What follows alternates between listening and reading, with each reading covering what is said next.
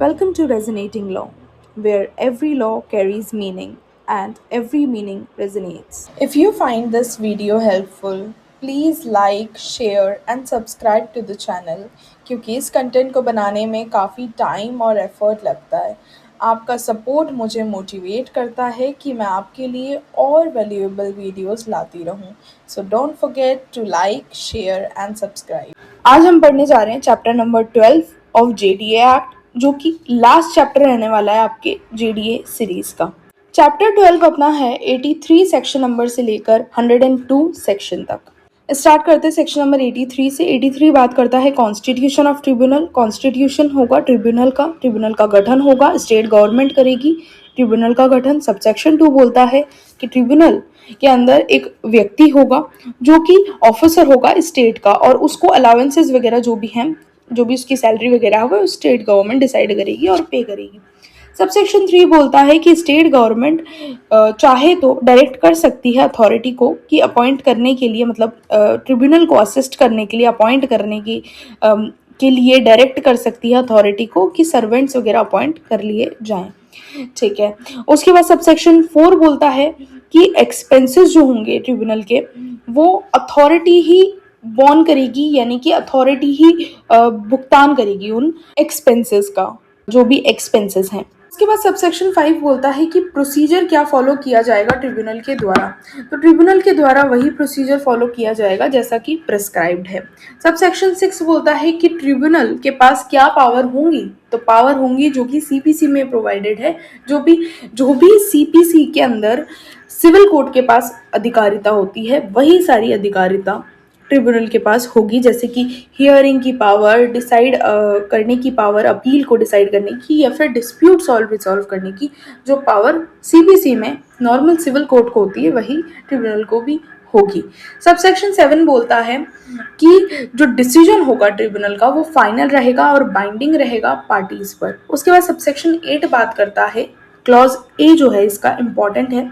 Clause A ये बोलता है कि जो पर्सन अग्रीव्ड है ऑर्डर या नोटिस से अथॉरिटी के, वो फाइल करेगा अपील के लिए ट्रिब्यूनल के अंदर, जो कि 30 दिन के अंदर उसे करना होगा। जब उसे नोटिस मिला या ऑर्डर मिला, उसके 30 दिन के अंदर अंदर उसको ट्रिब्यूनल में अपील के लिए फाइल करना होगा। जो भी पर्सन, बी क्लॉज बोलता है कि जो भी पर्सन अग्रीव्ड है, कोई थ्रेटन एक्ट किया गया है या फिर इंजरी वगैरह कॉज हुई है उसे अथॉरिटी के द्वारा, उसके राइट को अफेक्ट किया गया है किसी अग्रीव्ड पर्सन के, तो वो जाएगा 30 दिन का फिर से उसे टाइम मिलता है, ट्रिब्यूनल के अंदर जा सकता है वो, और ट्रिब्यूनल को ये चीज़ रेफर कर सकता है डिस्प्यूट। और जो यहाँ पे ट्रिब्यूनल का डिसीजन होगा वो बाइंडिंग होगा और फाइनल होगा। ठीक है, shall be final. Okay, then comes 83A। Okay, 83A बात करता है कॉन्स्टिट्यूशन ऑफ सेटलमेंट कमेटी। अब सेटलमेंट कमेटी का कॉन्स्टिट्यूशन क्या रहेगा, तो स्टेट गवर्नमेंट वैसे ही कॉन्स्टिट्यूट करेगी सेटलमेंट कमेटी, और ऑफिशियल गैजेट में निकाल के वो सब। और इसके अंदर होगा कौन, तो चेयरमैन होगा, अदर मेंबर्स होंगे। पहली बात, चेयरमैन होंगे, अदर मेंबर्स होंगे, और इनका काम क्या होगा, इनका काम होगा रिजॉल्व करना डिस्प्यूट्स को between the authority and the other person. ठीक है, जो भी पर्सन है, अग्रीव्ड वगैरह हैं, वो सारे। उसके बाद सबसेक्शन 2 आता है, बोलता है कि सेटलमेंट कमेटी के पास पावर क्या होगी, प्रोसीजर क्या होगा। तो पावर और प्रोसीजर जैसा कि स्टेट गवर्नमेंट प्रिस्क्राइब करे वही होगा। सबसेक्शन 3 बोलता है कि कमेटी जो कि ऑलरेडी कॉन्स्टिट्यूटेड है, ऑलरेडी मतलब सेटलमेंट कमेटी बनने से पहले ही कॉन्स्टिट्यूटेड है, तो वो भी इसके अंदर ही आएगी। ठीक है। उसके बाद सबसेक्शन 4 बोलता है कि डिसीजन जो होगा सेटलमेंट कमेटी का वो बाइंडिंग होगा। आगे चलते हैं सेक्शन नंबर 84 पर। सेक्शन नंबर 84 बात करता है recovery of money due to the authority as arrear of land revenue. ये सेक्शन बोलता है कि जहां पर कोई सम है जो कि पेएबल है अथॉरिटी को, यानी कि अथॉरिटी को, वो जो व्यक्ति है उसको कोई सम पे करना है। अब ये जो सम है ये कोई रेंट नहीं है किसी प्रेमाइसिस का जो कि अथॉरिटी के अंडर आता है, ऐसा सम पे करना है अथॉरिटी को। किसी एग्रीमेंट हुआ है या एक्सप्रेस या इम्प्लाइड या ऐसे अदरवाइज कोई एग्रीमेंट हुआ है जिसके थ्रू अथॉरिटी को ये सम पे करना है उस व्यक्ति को, और उसने पे नहीं किया है ऑन और बिफोर ड्यू डेट, तो फिर क्या कार्यवाही होगी। पहली बात तो ये आता है, क्लॉज ए बोलता है 84 का कि क्लेम जो कि डिस्प्यूटेड नहीं है, क्लेम जो कि डिस्प्यूटेड नहीं है तो क्या कार्रवाई होगी, तो जयपुर डेवलपमेंट कमिश्नर या फिर कोई ऑथोराइज्ड ऑफिसर उसके बिहाफ पर सेंड करेगा, shall send to the collector a certificate, एक सर्टिफिकेट अंडर हिज हैंड, यानी कि लिख कर एक मतलब या फिर साइन वगैरह सील वगैरह होगी उसकी, और वो कलेक्टर को सेंड करेगा। The sum which is due to the authority, जो कि अथॉरिटी को ड्यू है वो बताएगा उसमें, और जो कि क्लेम करती है अथॉरिटी वो बताएगा, और जो कलेक्टर को ये भेजा जाएगा सर्टिफिकेट, उसके तहत कलेक्टर जो है यहाँ पर रिकवर करेगा सम ड्यू को, या फिर क्लेम करेगा as an arrear of land revenue, या तो सम ड्यू को रिकवर कर लेगा नॉर्मली, नहीं अगर वो दे पाता है व्यक्ति तो फिर उसे as a land arrear, land revenue कि जैसे उसे लिया जाएगा, उससे वो लिया वसूला जाएगा बेसिकली। उसके बाद बी बोलता है, बी इंपॉर्टेंट है क्योंकि ये टाइमलाइन बताता है। बी बोलता है कि क्लेम जहाँ पर डिस्प्यूटेड है तो फिर वहाँ क्या किया जाए, फिर वहाँ पर जैसे ऊपर आ गया था जयपुर डेवलपमेंट कमिश्नर या ऑफिसर वगैरह, बट यहाँ पर ट्रिब्यूनल का रोल आ जाता है। ट्रिब्यूनल इंक्वायरी करेगी, रीजनेबल अपॉर्चुनिटी देगी सुनने की सामने वाली पार्टी को, और फिर क्वेश्चन को डिसाइड करेगी और फिर कम्युनिकेट करेगी अथॉरिटी को।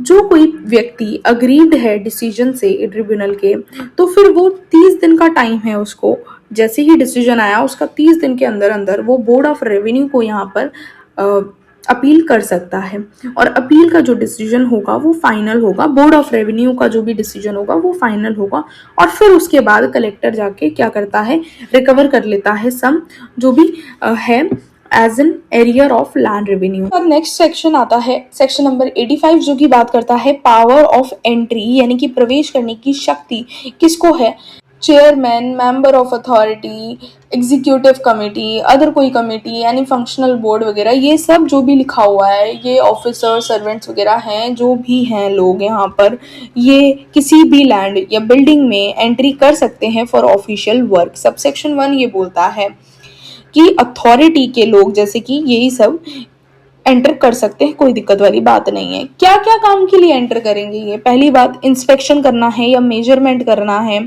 सर्वे वगैरह करना है, दूसरा कंस्ट्रक्शन चेक करना है, तीसरा अंडरग्राउंड चेक करना है, फोर्थ डिगिंग या बोरिंग चेक करनी है, फिफ्थ बाउंड्री मार्किंग करनी है, बाउंड्री सेट करनी है, मार्किंग लगाना है, सिक्स्थ की इलीगल डेवलपमेंट चेक करना है कि कोई इलीगल डेवलपमेंट कॉन्ट्रवेंशन में तो नहीं हो रहा है, वो सब चेक करना है, and seventh any other necessary work जो कि जरूरी है, ठीक है।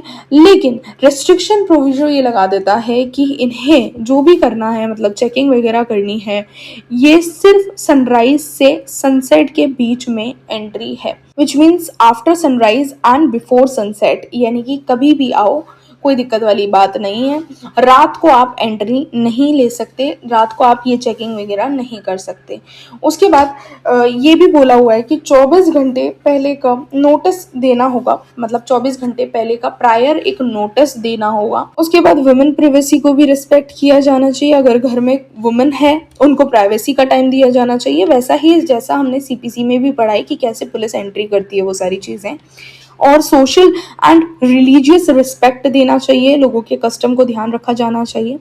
ओके, उसके बाद सबसेक्शन 2 बोलता है कि अगर ओनर गेट नहीं खोलता है, ठीक है, ओनर गेट ही नहीं खोल रहा है तो क्या किया जाए, तो ऑफिसर गेट या डोर जो है फोर्स से ओपन कर सकता है। कंडीशन ये होगी कि ओनर एब्सेंट हो या रिफ्यूज करे, ठीक है, ऑन दैट कंडीशन ओनली वो डोर को एक फोर्सफुली ओपन कर सकता है। अगर ओनर एब्सेंट है या ओनर रिफ्यूज कर देता है तो अंदर आने से ऑफिसर को।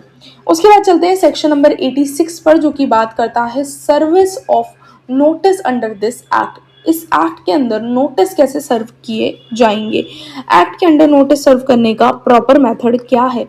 सबसेक्शन 1 ये बोलता है कि डिफरेंट केसेस हैं, जैसे कि पहला ले लेते हैं, ए क्लॉज बोलता है कि डिपार्टमेंट या कंपनी को या सोसाइटी को कैसा नोटिस भेजा जाएगा, रजिस्टर्ड पोस्ट के द्वारा या फिर ऑफिस में डिलीवर किया जाएगा।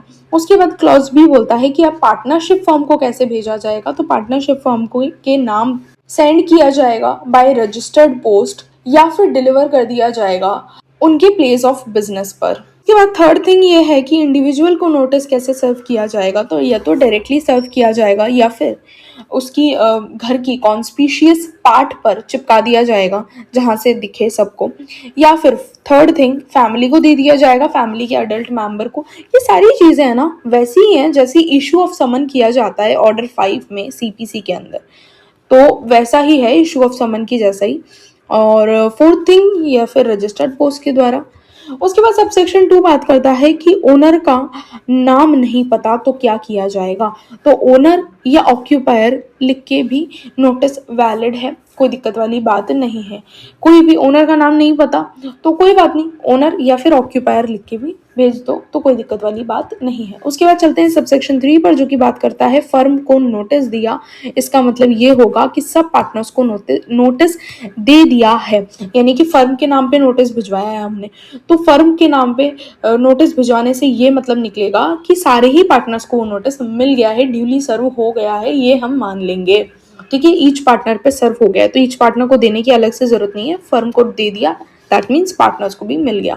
सबसेक्शन 4 बोलता है कि अथॉरिटी ऑक्यूपायर से ओनर का नाम पूछ सकती है।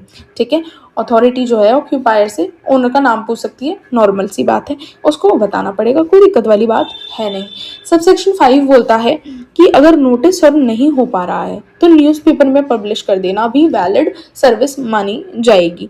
उसके बाद चलते हैं सेक्शन नंबर 87 पर, जो कि बात करता है officers and other employees of the authority to be public servants, यानी कि ऑफिसर्स एंड अदर एम्प्लॉयज जो होंगे अथॉरिटी के वो पब्लिक सर्वेंट कहलाएंगे। अब पब्लिक सर्वेंट कहाँ डिफाइन है? पब्लिक सर्वेंट आईपीसी में डिफाइन था और अभी बीएनएस में डिफाइन है। आप मुझे बताओ कमेंट करके कि पब्लिक सर्वेंट कहाँ पर डिफाइन है अभी बीएनएस के अंदर। उसके बाद देखो सेक्शन नंबर 88 जो कि बात करता है lump sum contribution by the authority in lieu of taxes levied by local authorities.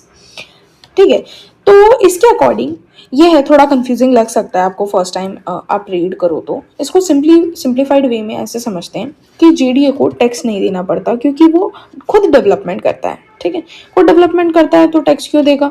But अगर लोकल अथॉरिटी के साथ सेटलमेंट होता है तो एक लमसम पेमेंट दिया जाता है, और अगर डिस्प्यूट हो जाए तो स्टेट गवर्नमेंट जो है फाइनल डिसीजन लेती है। बेसिकली इस पूरे सबसेक्शन 1 एंड 2 का मैंने आपको क्या समझा दिया, एक कंक्लूजन बता दिया है। अगर इसको थोड़ा सिंप्लीफाइड वे में और समझाऊं तो मैं ये बोल सकती हूँ कि नॉर्मली क्या होता है ना कि लोकल अथॉरिटी लाइक म्यूनसिपैलिटी वगैरह जो होती है वो फैसिलिटीज देती हैं, जैसे कि roads, drainage, water, street lights वगैरह, और इसके बदले वो टैक्स लेती है, प्रॉपर्टी टैक्स वगैरह। बट जेडीए जो है उसका केस अलग है। जेडीए खुद ही अपने एरिया में जयपुर रीजन के अंदर रोड्स बनाता है, डेवलपमेंट करता है, फैसिलिटीज प्रोवाइड करता है, तो जेडीए को ये बोलना अनफेयर होगा कि तुम भी टैक्स पे करो। ठीक है, तो सोल्यूशन क्या है इसके लिए? लॉ ने एक सोल्यूशन दिया है जो कि हमारा सेक्शन नंबर 88 बात करता है सबसेक्शन 1 की।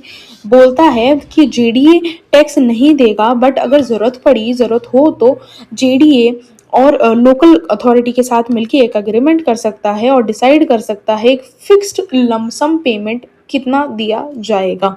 ठीक है, अभी आई होप आपको क्लियर होगा सबसेक्शन 1। सबसेक्शन 2 ये बात करता है कि अगर दोनों अग्री नहीं कर पाए तो कौन डिसाइड करेगा? भाई अगर दोनों अग्री नहीं कर पाए, जेडीए और लोकल अथॉरिटी अग्री नहीं कर पाए, एक डिसीजन नहीं बना पाए, तो फिर स्टेट गवर्नमेंट डिसाइड करेगी दोनों पार्टी को सुनने के बाद, और स्टेट गवर्नमेंट का जो डिसीजन होगा वो फाइनल एंड बाइंडिंग होगा। चलते हैं सेक्शन नंबर 89 पे। 89 बात करता है डिडक्शन फ्रॉम सैलरी और wages to meet claims of the authority in certain cases.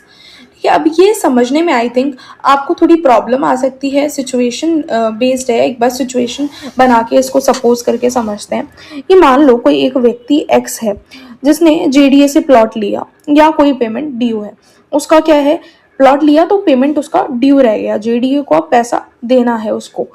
तो सबसेक्शन 1 ये बोलता है कि एक्स जो पर्सन है वो एग्रीमेंट साइन करेगा उसके एम्प्लॉयर से कि उसकी सैलरी का जो भी पैसा है वो काट के डायरेक्टली जेडीए को दे दिया जाए।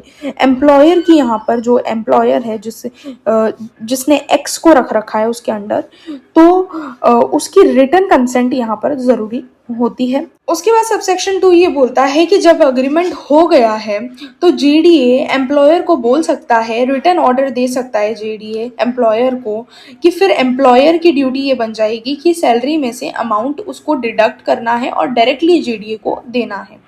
ठीक है, अकॉर्डिंग टू सबसेक्शन 1 हमने पढ़ा।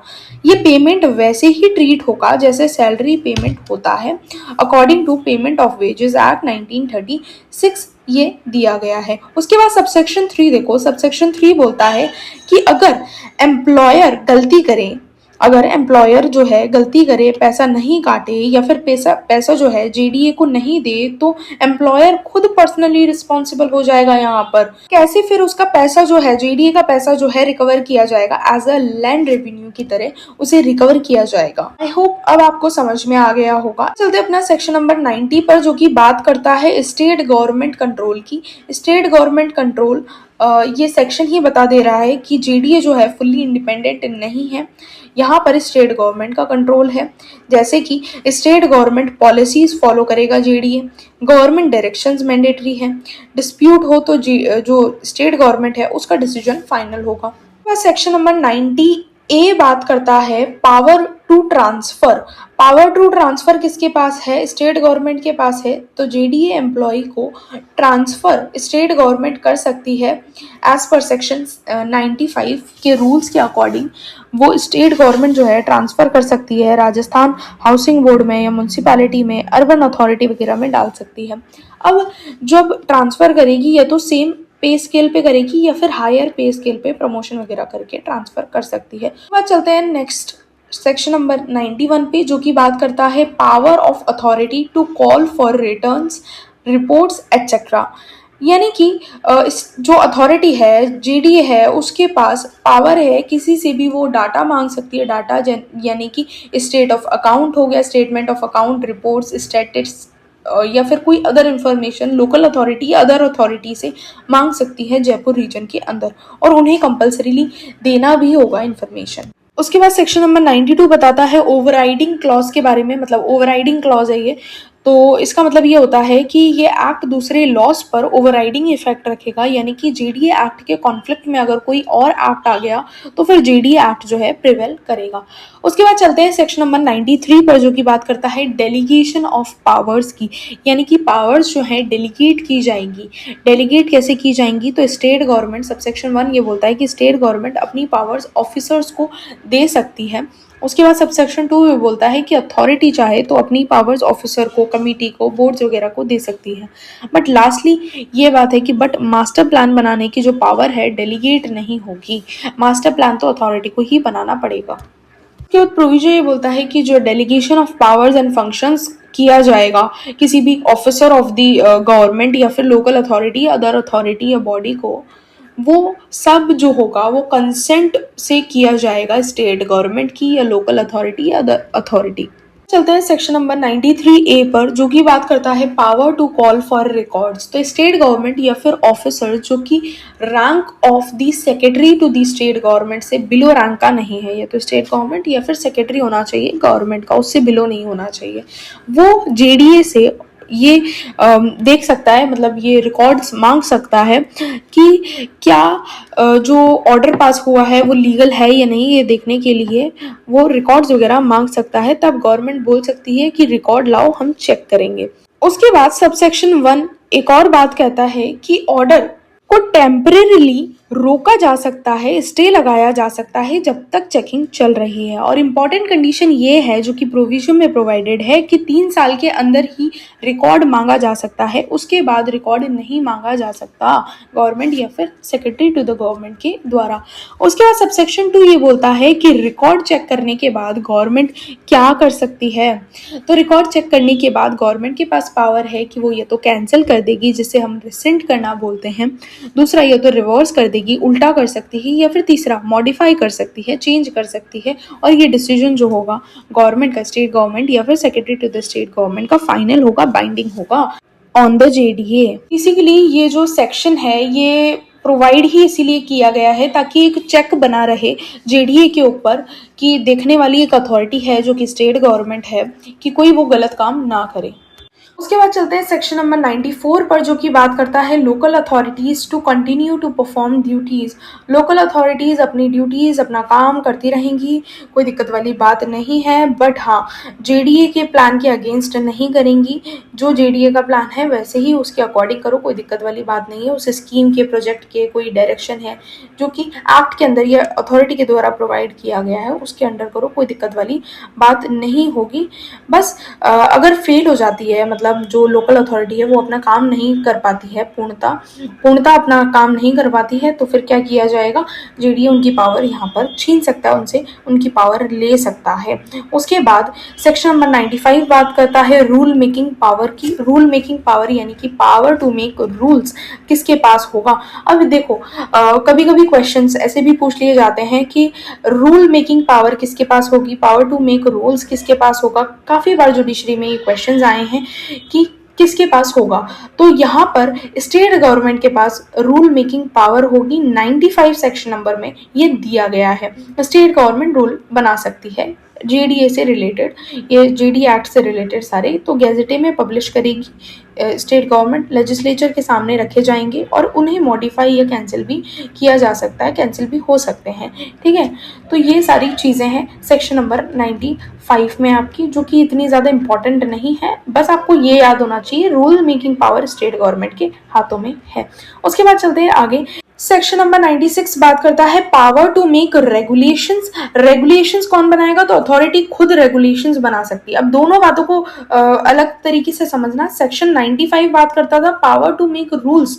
रूल्स कौन बनाएगा, रूल्स स्टेट गवर्नमेंट बनाएगी। जो भी इस एक्ट के अंदर आएगा वो सारे रूल्स जो है स्टेट गवर्नमेंट बनाएगी। लेकिन 96 बात करता है रेगुलेशंस कौन बनाएगा, तो रेगुलेशंस अथॉरिटी खुद रेगुलेशंस बनाती है, बट ऑफिशियल गैजेटे में इनको कंपलसरी जो है पब्लिश करना जरूरी है।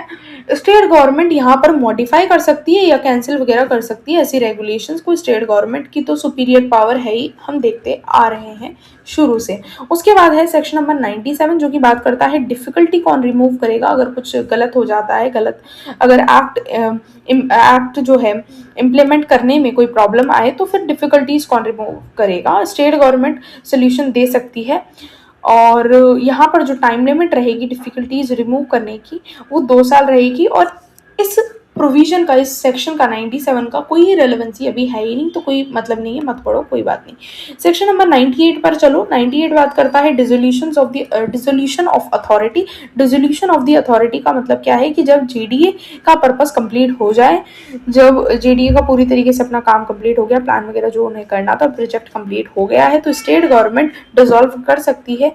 इफेक्ट क्या रहेगा इसका कि प्रॉपर्टी जो है वो गवर्नमेंट को चली जाएगी, या फिर लैंड जो है गवर्नमेंट को चली जाएगी, या लाइबिलिटी जो है गवर्नमेंट हैंडल कर लेगी। उसके बाद चलो सेक्शन नंबर 99 पर जो कि बात करता है सिविल कोर्ट बार की। सिविल कोर्ट बार मतलब क्या है कि कोर्ट इंटरफेयर नहीं करेगी। कोर्ट बार लगा दिया है कि सिविल कोर्ट जो है वो इंटरफेयर नहीं करेगी इसमें। हमने पहले भी देखा है कि कोर्ट इंटरफेयर नहीं करती है, यहाँ पर अथॉरिटी या फिर ट्रिब्यूनल ही डिसाइड कर लेती है, एक्सेप्ट जब एक्ट लॉ अलाउ करे। बट इन केसेस जहाँ पर कोर्ट की परमिशन लेनी है तो हमने ये भी देखा है कि कोर्ट का इन्वॉल्वमेंट आता है, और जो कोर्ट का यहाँ पर परमिशन लिया जाएगा, जो भी कोर्ट का डिसीजन वगैरह होगा वो फाइनल एंड बाइंडिंग होगा। उसके बाद चलो सेक्शन नंबर 100 पर। 100 बात करता है इविक्शन लॉ अप्लाई होगा। इविक्शन लॉ अप्लाई होगा मतलब कि क्या है कि ये इसका टाइटल एक बार पढ़ो। टाइटल बोलता है application of Rajasthan public premises eviction of Unauthorized Occupants Act 1964 to the authority with certain modifications। Basically ये बोलता है कि eviction law अप्लाई होगा unauthorized occupants को हटाने के लिए। जो भी unauthorized occupants वहाँ पर निवास करते हैं उनको हटाने के लिए, उनको खाली करवाने के लिए बेसिकली वहाँ से ये वाला लॉ अप्लाई होगा। बस इतना ही याद रखना है आपको। बस वर्डिंग चेंज हो गई है, पब्लिक प्रेमाइसेस से अथॉरिटी प्रेमाइसेस हो गया है। सो कोई दिक्कत वाली बात नहीं है। पब्लिक प्रेमाइसेस यानी कि अथॉरिटी प्रेमाइसेस ही समझा जाएगा यहाँ पे। और सेक्शन नंबर 101 क्या बात करता है, ये बात करता है यूआईटी जयपुर डिसोल्यूशन की। 101 बात करता है कि dissolution of the UIT, UIT मतलब urban improvement trust Jaipur and savings, उसकी बात करता है। तो ओल्ड बॉडी जो थी यूआईटी बोला जाता था, अर्बन इम्प्रूव ट्रस्ट बोला जाता था, तो उसका अबॉलिशन हो गया है, उसको मतलब हटा के अभी जेडीए बोला जाता है। कोई दिक्कत वाली बात नहीं है, क्योंकि ये आपको पढ़ना नहीं है और ये कोई इंपॉर्टेंट है नहीं। उसके बाद 102 आ गया है, जो 102 बात करता है रिपील एंड सेविंग्स की, बताता है कि आपका जो ओल्ड ऑर्डिनेंस है वो रिपील हो गया है, बट जो काम पहले हो चुका है, ऑलरेडी डन काम है, उसको वैलिड माना जाएगा, उसको इनवैलिड नहीं डिक्लेयर कर दिया जाएगा। ओके, यहाँ पर हमारा JDA act fully and finally complete होता है। उसके बाद जो शेड्यूल 1 दिया गया है उसको आप एक बार चेकआउट कर लिए, बस उसके अलावा कोई ज़रूरत नहीं है, उससे क्वेश्चन आई थिंक नहीं पूछा जाएगा। That's all, we have successfully completed our GDA JLO series. Thank you so much.